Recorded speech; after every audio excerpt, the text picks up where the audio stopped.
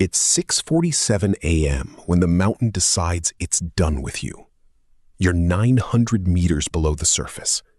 The shift started like every other.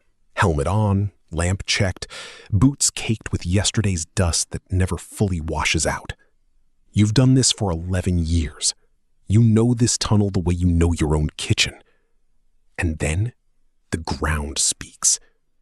Not a sound, a feeling, a pressure changing your ears, a vibration that starts in your boots and travels up through your spine before your brain even registers what it means.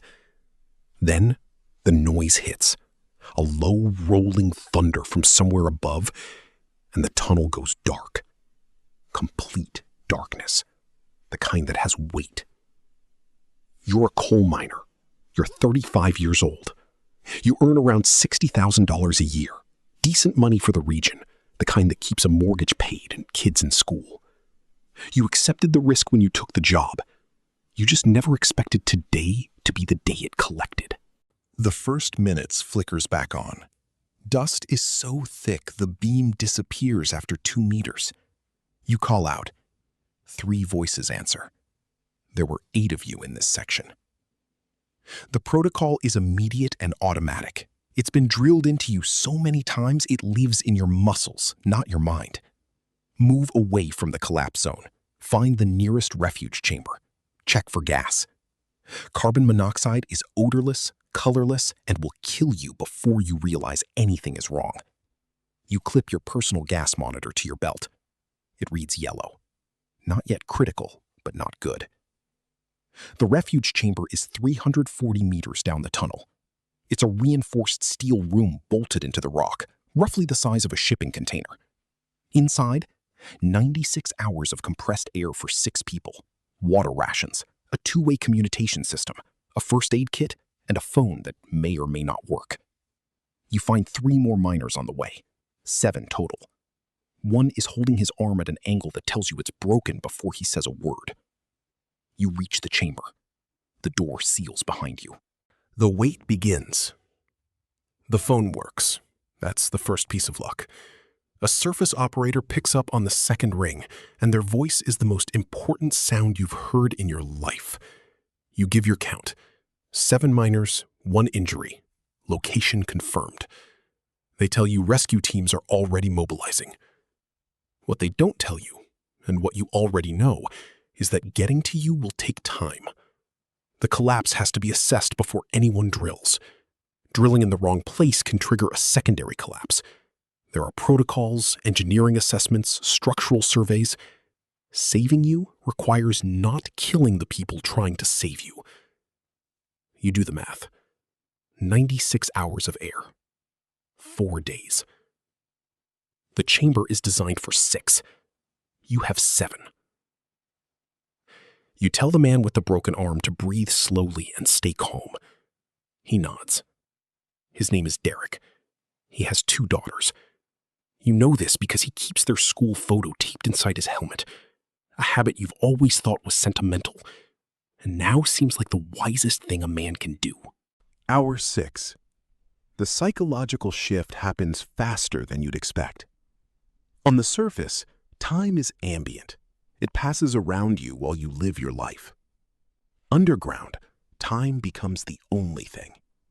You notice it the way you'd notice a slow leak. The first hour feels like 3. By hour 6, you've stopped checking your watch because it makes it worse. The chamber temperature is 28 degrees Celsius and rising slightly. Rock conducts heat differently than air. The human body generates about 80 watts of heat at rest. 7 bodies in a sealed steel box in a warm mountain.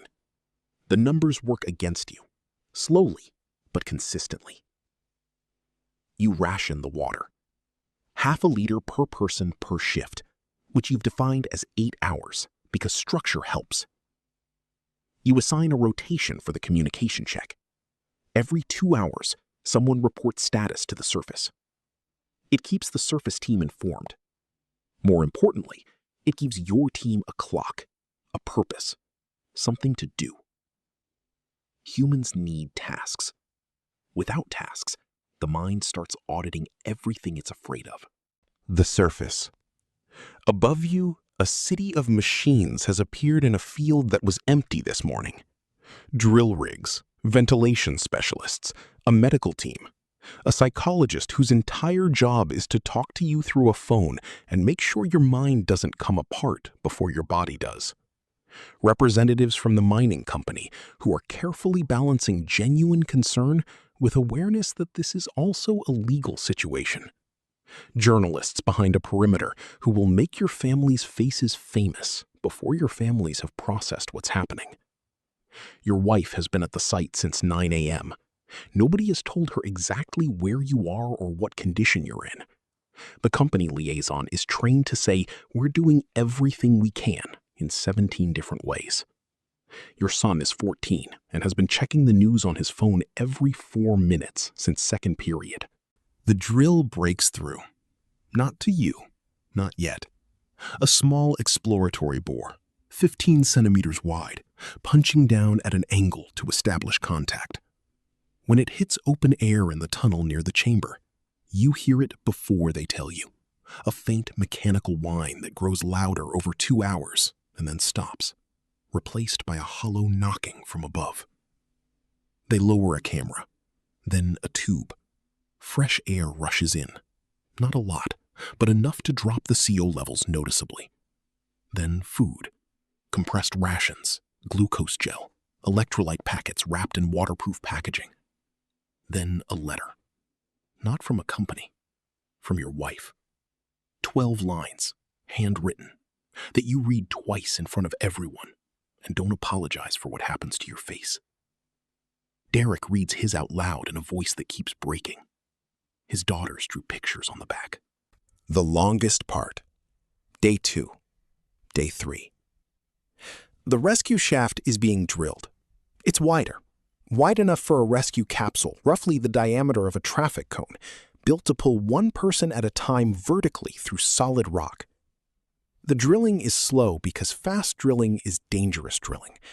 They're moving through approximately 8 meters per hour, and they have 300 meters to go. You do that math too. Sleep becomes fragmented.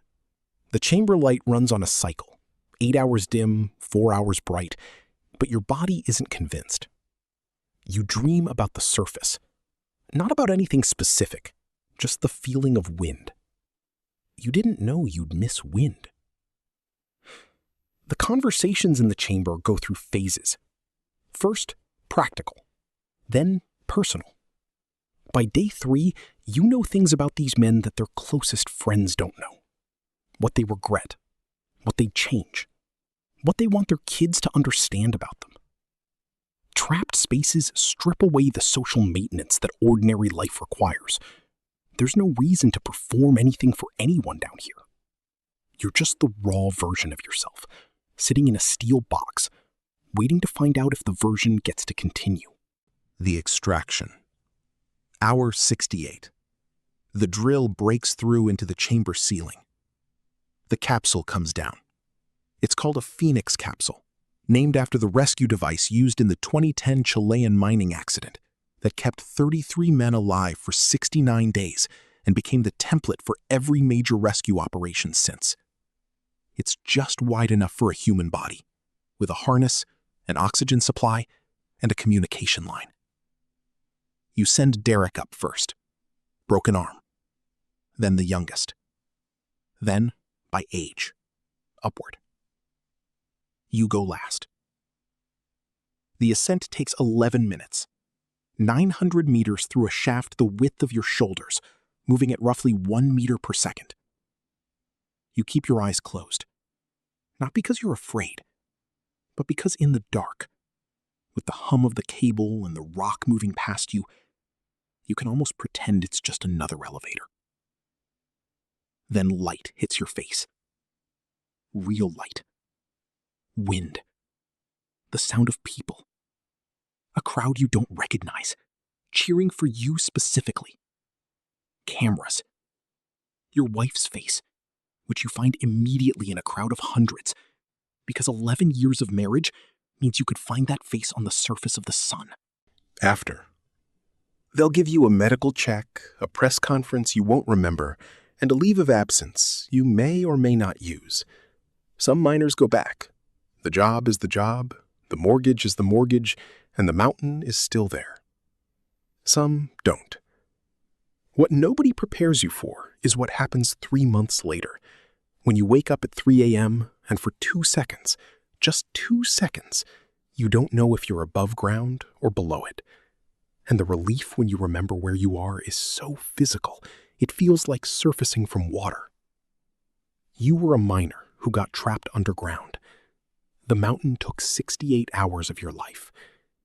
You got the rest of them back. Not everyone does. If you want to understand what these men lived through, look up the 2010 Copiapo mining accident.